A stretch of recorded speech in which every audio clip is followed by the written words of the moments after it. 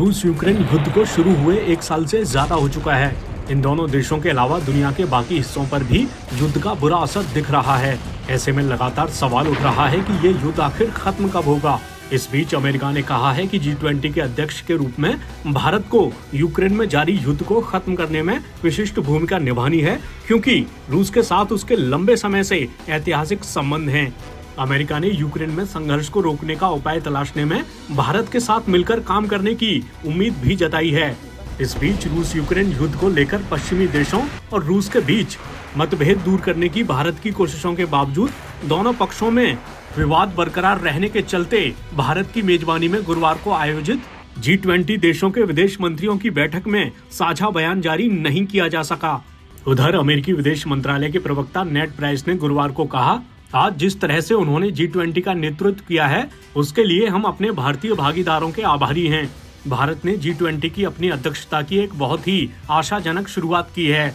Price ने कहा कि भारत अमेरिका की साझेदारी पर अमेरिकी विदेश मंत्री एंटनी ब्लिंकन और उनके भारतीय समकक्ष एस जयशंकर के बीच दिल्ली में चर्चा हुई। उन्होंने भारत के साथ संबंधों को अमेरिका के सबसे महत्वपूर्ण संबंधों में से एक बताते हुए कहा, ऐसा इसलिए है क्योंकि हम भारत के साथ मिलकर हर उस चीज पर काम करते हैं जो हमारे लिए प्राथमिकता है और जो भारत के लिए भी प्राथमिकता है। इसमें हमारी आपसी समृद्धि को बढ़ाना, लोकतंत्र का समर्थन करना, जलवायु संकट पर काबू पाना और अंतर्राष्ट्रीय कानून पर आधारित शासन को कायम रखना शामिल है। ये पूछे जाने पर कि क्या ब्लिंकन को लगता है कि रूस और यूक्रेन के बीच तनाव घटाने और युद्ध को खत्म करने में भारत की अभी भी कोई भूमिका है, प्राइस ने कहा कि दुनिया भर में कई ऐसे देश हैं जिनके रूस के साथ ऐसे संबंध हैं जो रूस और अमेरिका के बीच के संबंधों से अलग हैं। उन्होंने कहा, भारत यकीनन उस कैटेगरी में आता है। भारत के रूस के साथ लंबे समय से ऐतिहासिक संबंध हैं।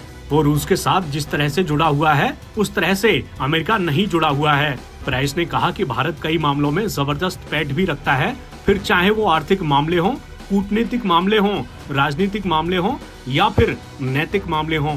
उन्होंने कहा, भारत के पास जबरदस्त नैतिक स्पष्टता के साथ बोलने की क्षमता है, जैसा कि हमने प्रधानमंत्री मोदी के मामले में देखा है। प्राइस ने कहा कि जब पीएम मोदी ने पिछले साल कहा था कि ये युद्ध का युग नहीं है तो पूरी दुनिया ने सुना, क्योंकि जब प्रधानमंत्री मोदी और उनका देश इस तरह की बातें कहता है तो ये अमेरिका के लिए सार्थक होती हैं, रूस के लिए सार्थक होती हैं, पास और दूर के सभी देशों के लिए सार्थक होती हैं।